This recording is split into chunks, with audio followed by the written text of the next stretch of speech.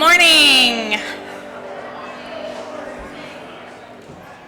Good morning. I'm Sarah Mayab, and I'm happy to serve this congregation as your member of your board of trustees. My pronouns are she, her, they, them. Thank you for joining us both in person and online. Please scan the QR code on the screen to let us know that you are here, to get a digital version of our order of service, and to find our donation page.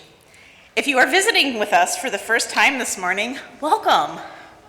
We have a first-time visitor gift for you out in the greeters table, and one of our beloved volunteers will be available in Sloter Lounge back here in the corner, the glassed enclosure room, to share our getting to know UU information.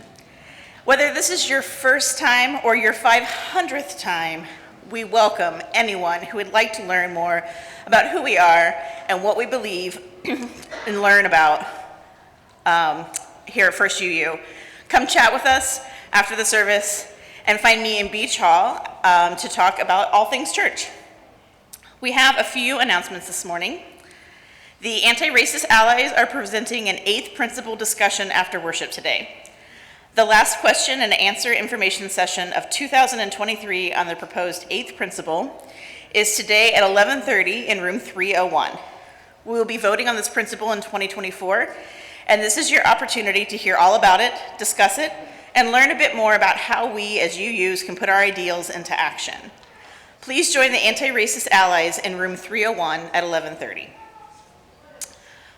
Getting through the holiday season may be difficult because of sadness or grief in your life, and we invite you to attend the 7th annual Sorrow at the Season service tonight at 5 p.m. in the Worship Center, presented by David Mayhor and Reverend Susan McChrystal and Kathleen Fowler.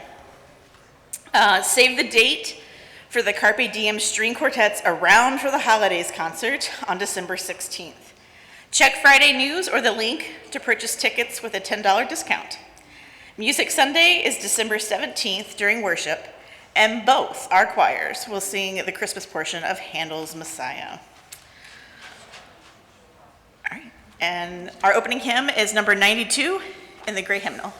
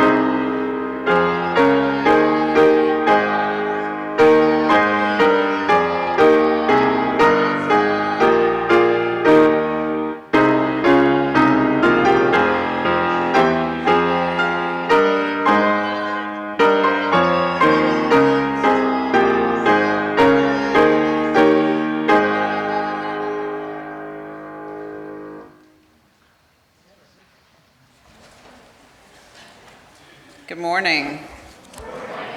I'm the Reverend Dr. Teresa Cooley. My pronouns are she, her, and I serve as your developmental minister. Welcome to First Unitarian Universalist Church of Columbus. We begin this service by acknowledging that we gather on the ancestral lands of the Adena, Hopewell, Wyandotte, Miami, Seneca, Erie, and Cayuga people. We cultivate this awareness that concrete acts of solidarity, healing, and reparation may accompany our symbolic acknowledgments. Our opening words come from my colleague Rebecca Savage. As people of faith and wonder, we welcome in the delight of mystery, the awe of unfolding adventures, the expansiveness of what it means to behold mystery as a gift to the imagination. Too often we relax into routines, find comfort in old habits, and give in to the confines of our old lives. But in this time of worship together, may our hearts be nudged open to what may be. May our spirits be wrapped in curiosity to seek mystery and welcome her in. May our time together this day remind us to stay open, inquisitive of what we do not yet understand, and be inspired to stretch ourselves into new ways of being. Welcome, mystery. Welcome into our hearts and our time of worship together. So while the children meet in the back to prepare to bring in the light, please rise as you're willing and able and turn to your neighbor to introduce yourselves. Let's warm up this chilly day.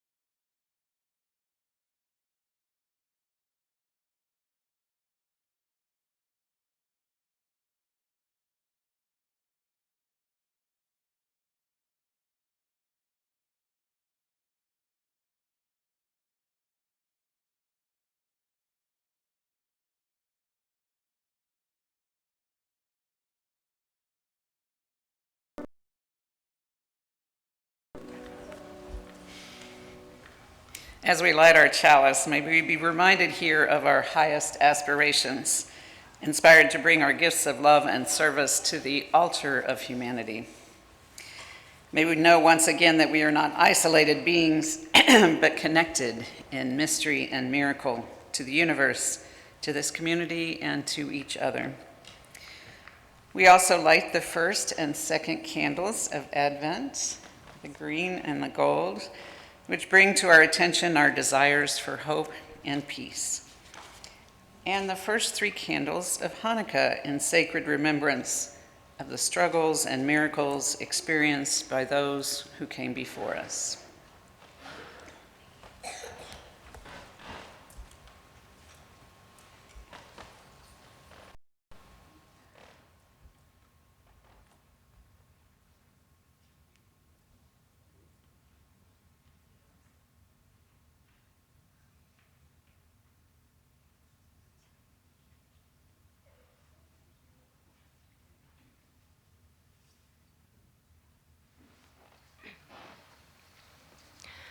Thank you all for your help lighting all of our candles this morning. Good morning. I'm Amber Scott, your Director of Religious Exploration, and my pronouns are she, they.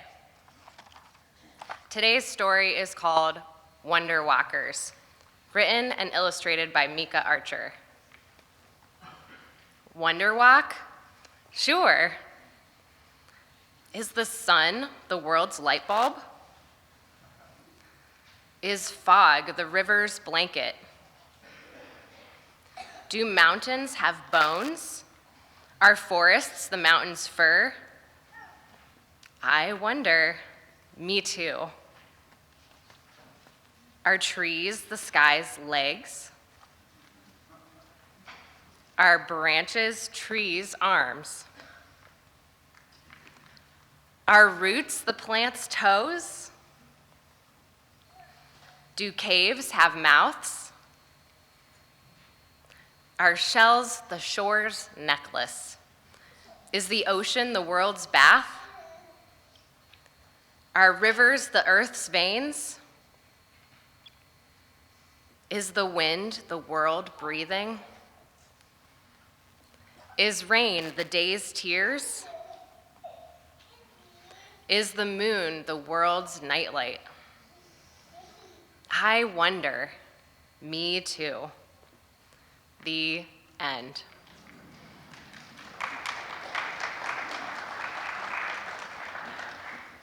Approaching things with awe and curiosity is one simple way to let your imagination soar and to see things in a new light.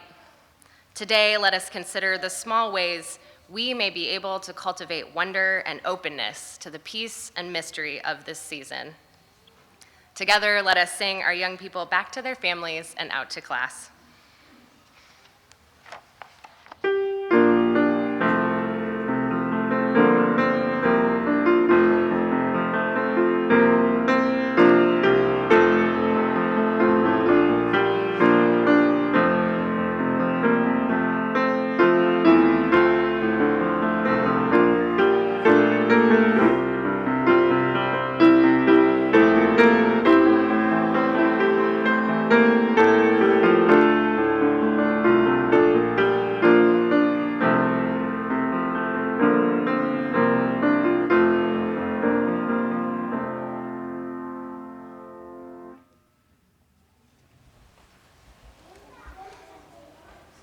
In the month of December, we'll be dedicating our donations to the Holiday Appeal, which supports the important work of this congregation.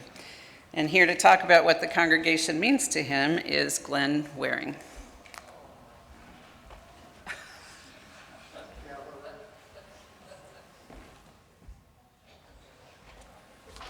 Hi, I'm Glenn Waring. I've been around since the 70s. I'm older than half of you. Also known as Fluff's husband. A lot of people don't know about that, I suppose. I joined in the 70s. Many meaningful things of my life were a result of the church, but until just recently, I didn't realize how different my life would have been if not for this place. I met my wife while here in the 70s. Our 2 daughters were raised here. My younger daughter and I spent a lot of time catching up when she visited Columbus over this last Thanksgiving. She's an amazing person, dedicated herself to the care of others and made a difference in the world, and she's just 40. She worked the last 4 years in a small hospital on the East Shore of Virginia and helped to enhance her department with better equipment and staffing.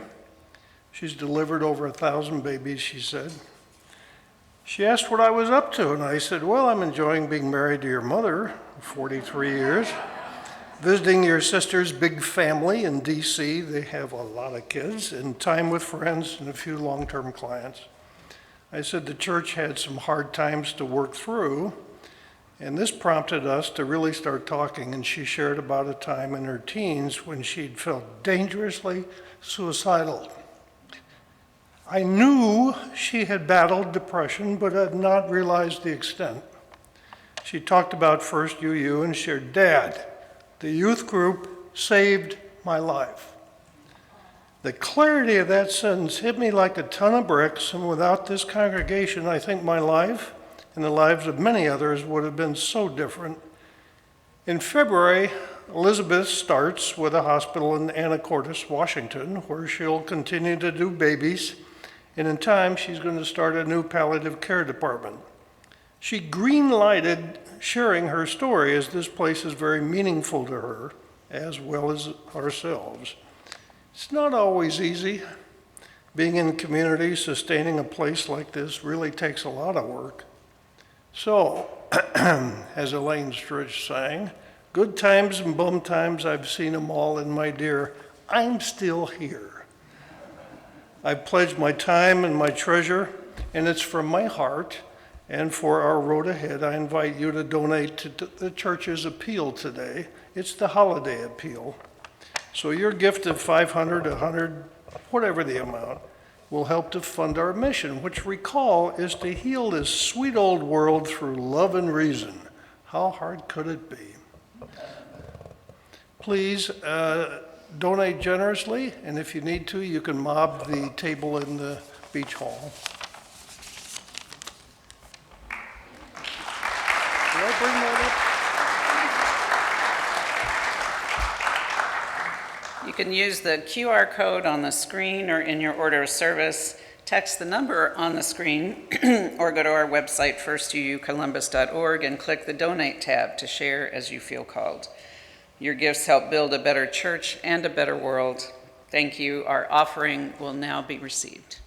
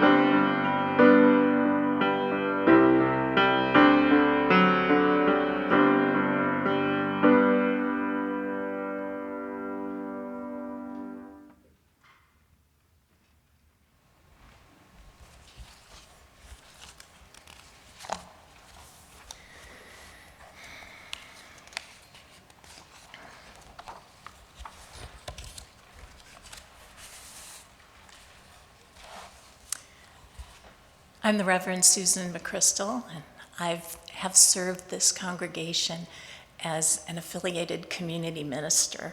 I'm now retired from my chaplaincy there, but it's an honor to be with you here today.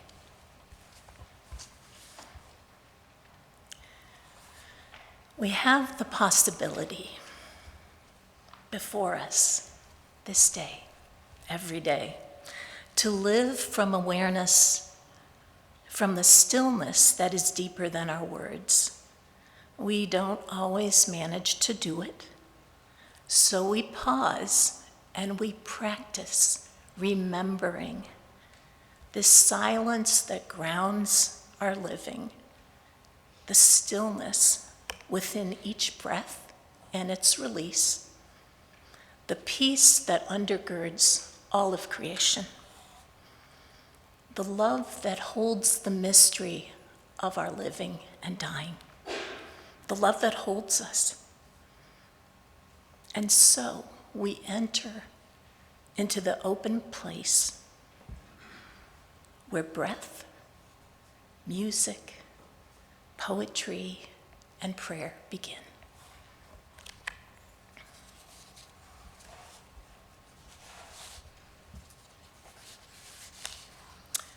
Our joys and concerns for today. Reverend Kelly's beloved grandfather passed away on Monday night. We send our love to her and her family as they deal with this loss. Reverend Kelly wants to say thank you to all the beautiful souls who support this congregation during times as this. Thank you, Pastoral Caring and the Pastoral Care team, for all the work that you do for us. Cynthia and Roger Hansen's 19-year-old son, Raven, died suddenly on December 6th. They are, of course, heartbroken. And we hold them in this love of this community. There will be a service this Wednesday in Gahanna, and we will send out a notice for details this week. Okay. And we extend our heartfelt condolences to you. Melissa Stanford's husband, Carrie, has been diagnosed with aggressive glioblastoma. It's a tumor on his right frontal lobe of his brain. He's at the James Cancer Hospital, and cards are welcome. And we hold you in our hearts. Tom Barrow and Sue Farnlocker's beloved cat, who was almost 18 years old, Georgie, crossed the Rainbow Bridge peacefully at home this past Friday. Blessings of peace. Michael Greenman had his knee replacement surgery, and he continues to recover at home. Just before a big ballet performance, Adam Mocharski's x-rays showed 8 stress fractures in both feet and ankles. Blessings of healing. And we send our congratulations to the North Unitarian Universalist Church. They will be moving back into their newly renovated building at Christmas, and they will have a building dedication on January 7th. And the stack of hymnals that you see by our chalice, that's our gift to them as they move back home. Yeah. These sorrows, these joys, and those that are unspoken, we hold them in our hearts and we lift them up for healing.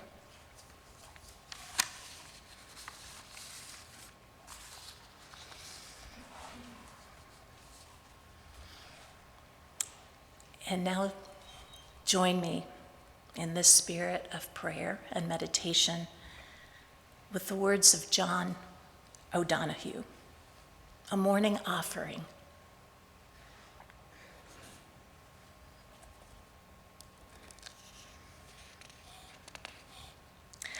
I bless the night that nourished my heart to set the ghosts of longing free into the flow and figure of dream that went to harvest from the dark, bread for the hunger no one sees.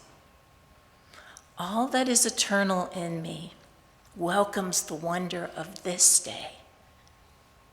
The field of brightness it creates, offering time for each thing to arise and illuminate.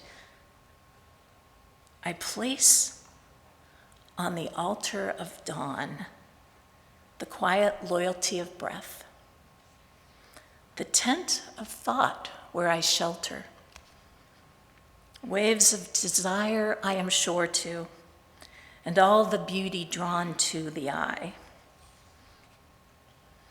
May my mind come alive today to the invisible geography that invites me to new frontiers, to break the dead shell of yesterdays, to risk being disturbed and changed. May I have the courage today to live the life I would love, to postpone the dream no longer, but to do at last what I came here for, and waste my heart on fear no more.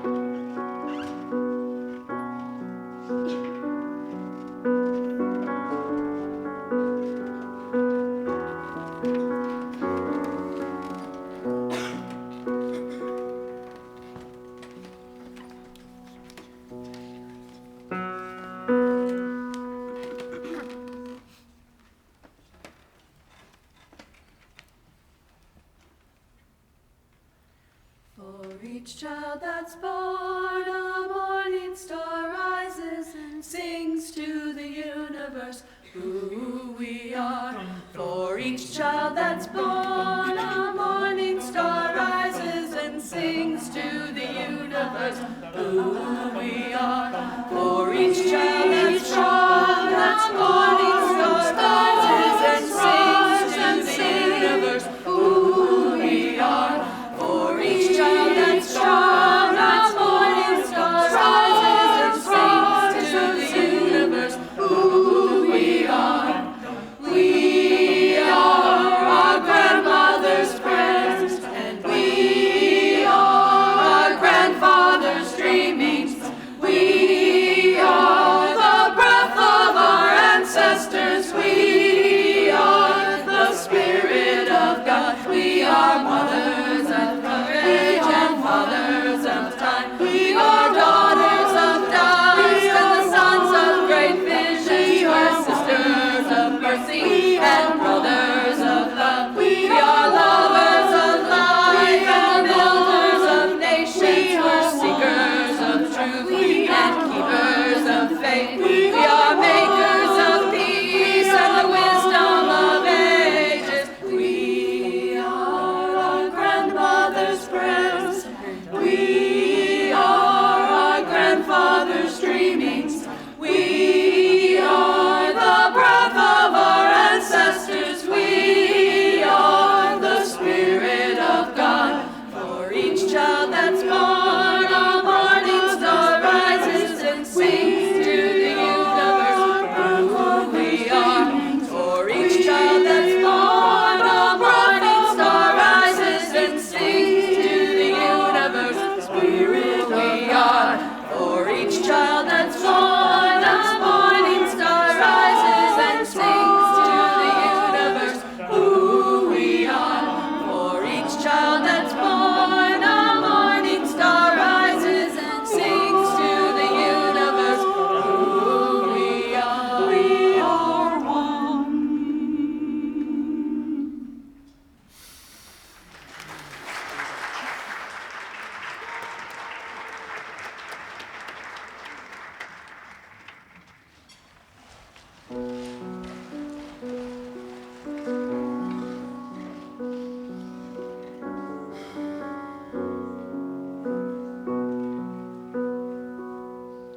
you.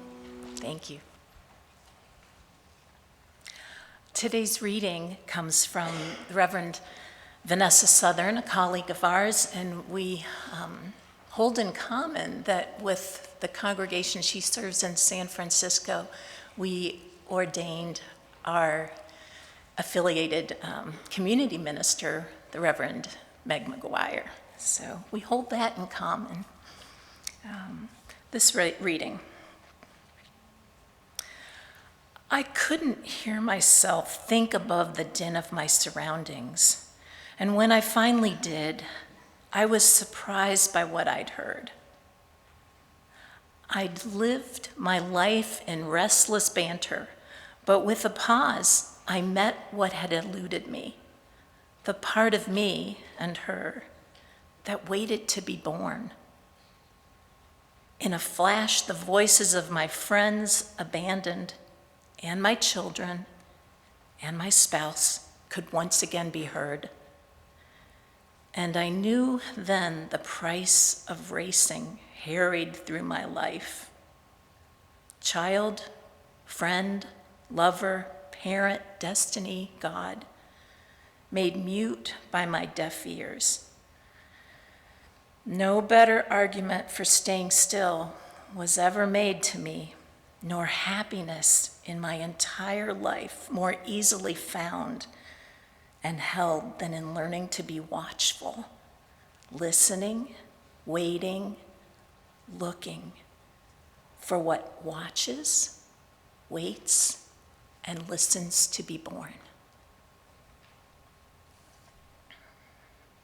Please stay seated as we sing together hymn number 1001 in your teal hymnal or on the screen. It's entitled Breath, or Breathe, Breaths, and the words are in the above. Thank you.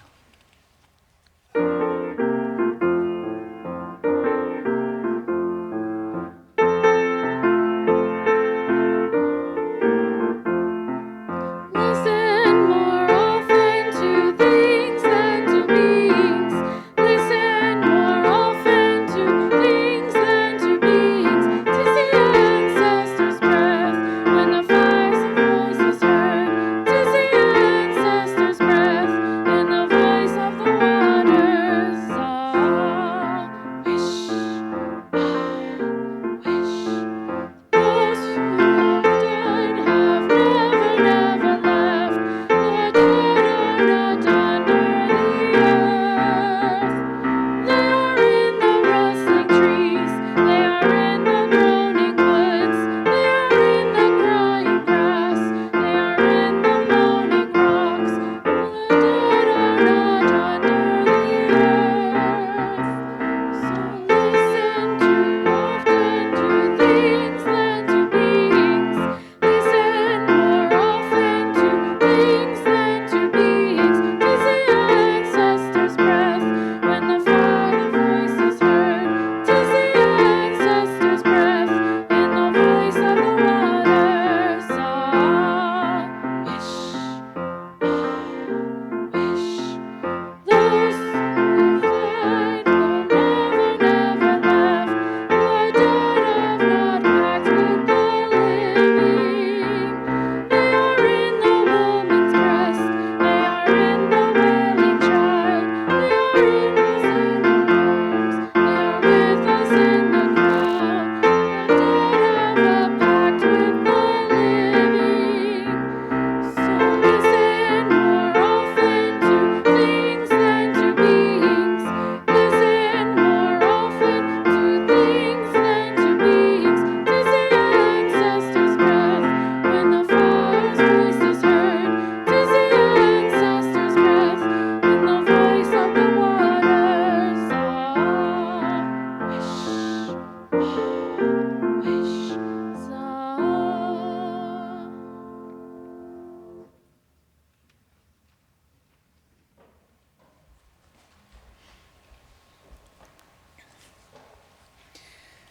Some of you may know this about me already. I am not a patient person.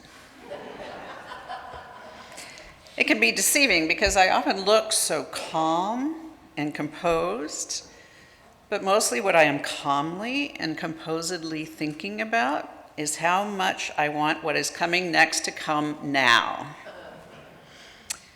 Consequently, I am the world's worst meditator. I know everyone experiences what they call monkey mind when sitting, but mine is more like a chimpanzee on steroids. About the best I can manage is a walking meditation where at least I get to move. It gives me something to do. There is rarely a time when I'm just sitting around doing nothing. Even I can't read just one book at a time. I usually have about 5 or 6 going. Even when I'm watching television, I have to be doing something. Thank goodness there's an app for my iPad to do jigsaw puzzles. And it doesn't ever lose its pieces. So I'm sure that you may have heard over time, and maybe in this congregation or elsewhere, from people that are far more experienced in the art of deep meditation than I am. So when I talk about the presence of the present, I'm not necessarily focusing on a deep spiritual practice. I'm just hoping that we can think together for a time about how to focus on what is most important. Rather than obsessively rehearsing our list of things to do to create the perfectly decorated house, the perfectly crafted dinner, the perfectly chosen set of gifts, how can we instead attempt to do what we hear constantly about this time of year, when to try to find the true meaning of Christmas, the meaning of this season. It's ironic when we constantly hear this, when almost everything surrounds us that gives us the opposite message. My favorite description of the frenziedness of the season comes from David Sedaris's hilarious description of having to work as an elf in Macy's Santaland. If you have not read this piece, you must. He said, on a busy day, 22,000 people come to visit Santa, and I was told that it is an elf's lot to remain merry in the face of torment and adversity. I promised to keep that in mind. What I want to propose is not that we do the opposite of that, to do nothing, but what I'd like to offer are some stories about creating space for something to come to us. That rather than making something happen, we can let something unexpected come to us. One of the most challenging things for me to have learned about spirituality is that it isn't something that we make happen. In his book, Will and Spirit, Gerald May makes the point that spiritual fulfillment, if it comes at all, might have to come as a gift rather than as an accomplishment. And that can be pretty tough for us as Westerners to learn. I have a good friend who used to work at a top advertising firm in Boston, a pretty dog-eat-dog environment. And after constantly being asked to help sell things that seemed to him at best useless and at worst harmful, my friend Mark quit his high-powered job, took a job as a clerk in a bookstore, and started studying Buddhism intently. After a year of learning and practice, he finally decided he had to quit that as well. Because he said, I realized that despite my good intentions, what I was doing was trying to be the best Buddhist I could be. Competitive spirits die hard. In the silence of God, James Carse says, we can easily get this backward in the religious life, assuming that our primary spiritual assignment is to make ourselves presentable to God instead of presenting ourselves to God as we are. A part of my challenge in deeper spiritual practice is simply that of experiencing silence. Years ago, I attended a spirituality retreat, actually led by Marco Bellatini, that culminated in a full day of silence. We were at a beautiful retreat center, and I had gone out for a run in the lovely grounds, and I was late in returning to the final service of the evening, where they were giving instructions for how to enter into a full 24 hours of silence together. So as I came in, no one would speak to me. I was feeling guilty about being late, and I couldn't even explain to anyone why I was late. So those next 24 hours were excruciating to me. I was convinced that everyone was mad at me, until I finally realized that what silence had meant in my family of origin. In my family, you were given the silent treatment if you were bad. So I'd spent the day at the silence in the retreat completely convinced of the wrong thing, rather than being open to the presence of that day. Since then, I've come to know that silence can certainly be a shutting down of possibility, but it can also be an invitation to explore something deeper and more profound than we find in our concrete and literal world. Kathleen Norris speaks of the difference between the silence of obedience and the silence of expectation. She was teaching poetry to a group of third graders when one of these third graders said to her, "Silence reminds me to take my soul with me everywhere I go." It doesn't always have to do with silence, though. Sometimes spiritual gifts can come through words and music and play. A holiday memory that immediately comes to my mind was our family tradition of my father reading A Child's Christmas in Wales. After the meal was over and cleaned up, all the presents unwrapped, and the quiet starting to seep into our evening, he would take out the beloved book and in his deep, sonorous voice, tell the tale that we knew so well, but which never grew old. I still have a vivid internal memory of the village that the story paints. My father was a poet, rather an unlikely poet, because he never finished high school. He worked as a self-taught marine and computer science engineer.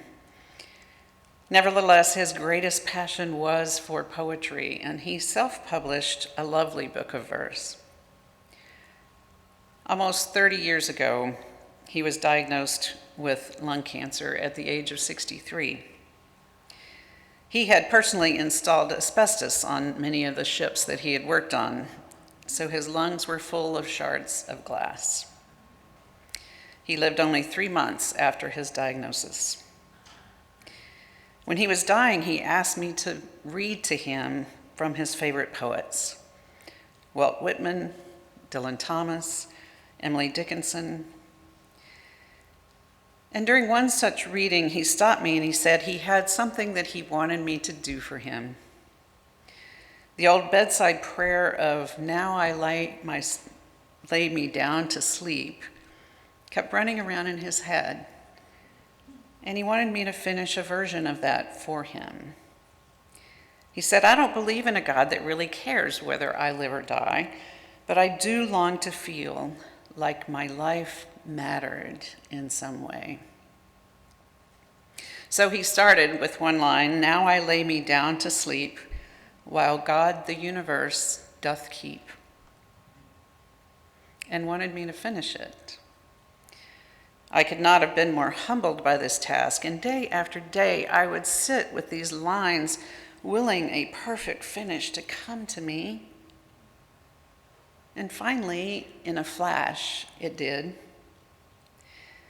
"Now I lay me down to sleep, while God the universe doth keep. And if I should die before the dawn, I pray that God, as I pass on, might doff a cap, perhaps a wink, that my life and death be worthy as I think." I was just writing these words down when my mother came to tell me that my father had just died. You could call it coincidence, or simply knowing that his death was so near that my thinking finally gelled. But I don't really need or want an explanation for how it happened at that precise moment. What I do know is that I felt ultimately connected not just to my father, but also to something beyond both of us that brought profound meaning and peace to me. And I definitely know it didn't happen because I willed it to. I keep thinking of the phrase, preparing the spirit. How do we prepare our spirits in this time to be present to what is true and meaningful and good? It is the opposite of creating a perfect experience, a perfect form, or a perfect thing. It is allowing the perfection of all things to come to us. In Brooklyn, New York, Chush is a school that caters to learning disabled children. And at a Chush fundraising dinner, the father of a disabled child delivered a speech that would never be forgotten by those who attended. After extolling the school and its dedicated staff, he cried out, "Where is the perfection in my son Shia? Everything God does is done with perfection, but my child cannot understand things as other children do. My child cannot remember facts and figures as other children do. Where is God's perfection?" And the audience was shocked by this question, pained by the father's anguish, and stilled by the piercing query. "I believe," he said, "that when God brings a child like mine into the world, the perfection that God seeks is in the way people react to this child." He then told the following story about his son Shia. One afternoon, he and his father were walking past a park where some boys that Shia knew were playing ball. And Shia said, "Do you think they'll let me play?" Shia's father knew that his son was not at all athletic, and most boys would not want him on their team. But Shia's father also understood that if his son was chosen to play, it would give him a sense of belonging for once. And so he approached one of the boys in the field and asked if Shia could play with them. And that boy looked around to his teammates for some guidance. Getting none, he took matters into his own hands and said, "We're losing by 6 runs, and the game is in the 8th inning. I guess he can be on my team. And we'll put him up to bat in the 9th inning." Shia's father was ecstatic, and Shia smiled broadly. Shia was told to put on a glove and go out to play short center field. In the bottom of the 8th inning, Shia's team scored a few runs, but was still behind by 3. In the bottom of the 9th inning, Shia's team scored again, and now with 2 outs and the bases loaded with the potential winning run on base, Shia was scheduled to be up. Would the team actually let him bat at this juncture and give away their chance to win the game? Surprisingly, Shia was given the bat, didn't even know how to hold it properly, let alone hit with it.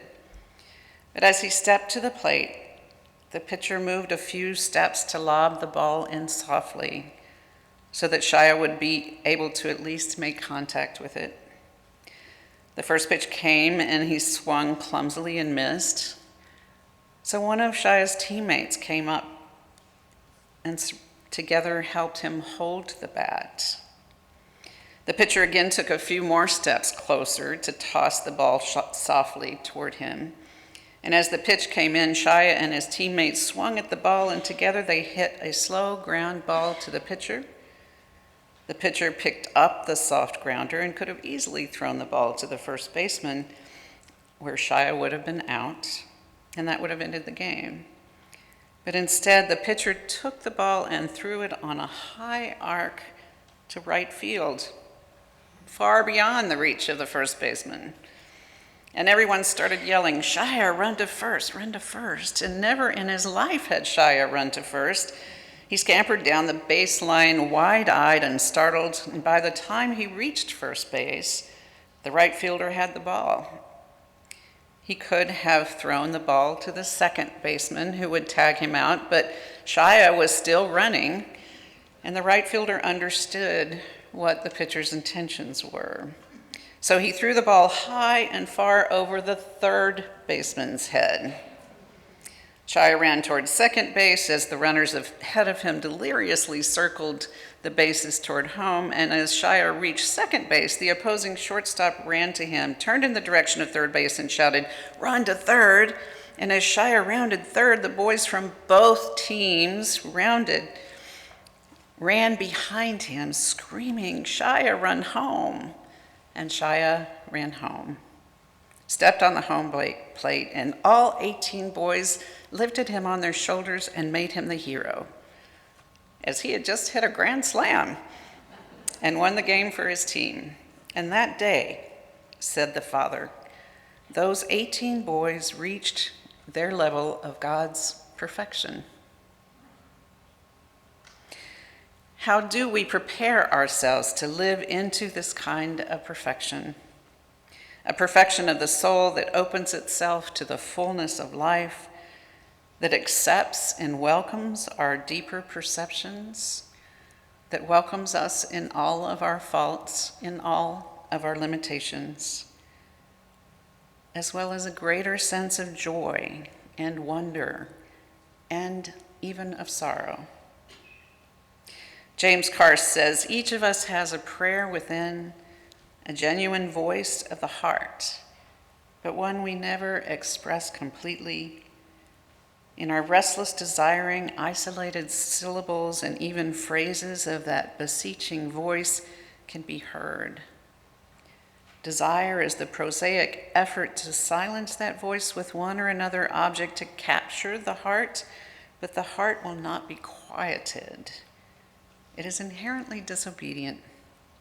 But in this disobedience lies our truest hope. The response to God is to ask for that one thing which we can truly receive and which we can only have by receiving it, life itself. So may we listen deeply to ourselves and to others. Open our minds and hearts and spirits to the gift of grace that surrounds us always, if we but have eyes to see and ears to hear. Let us enter into this season with this joy burning in our hearts. Amen. So may it be.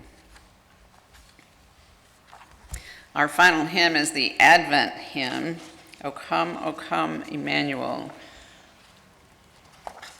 found in your gray hymnal, number 225.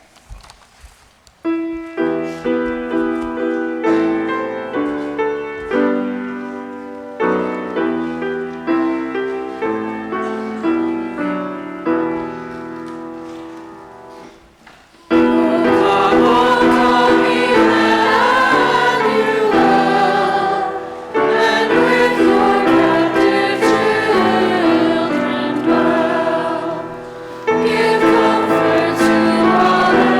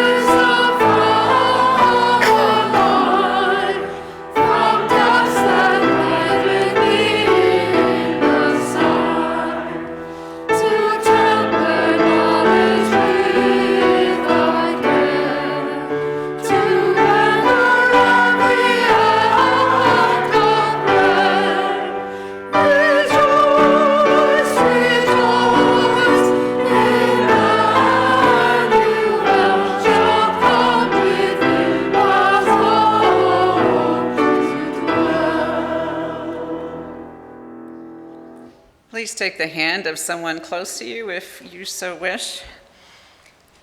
Our benediction comes from an Inuit prayer.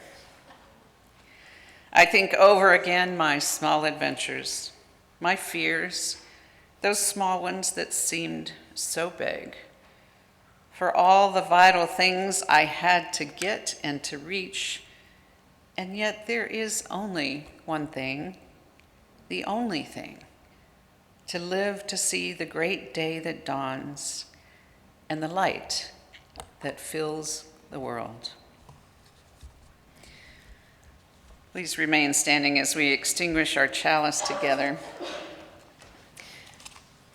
We extinguish this flame, but not the light of vision. As we go forth, let us heal and transform ourselves and our world through reason and love.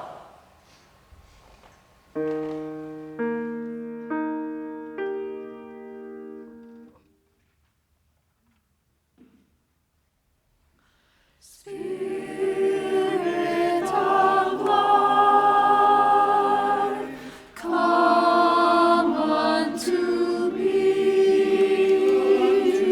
Sing in my heart all the stirrings of compassion. Blow in the wind, rise in the sea, move in the air, giving life the shape of justice. Roots only close, wings set me free. Spirit of life, come to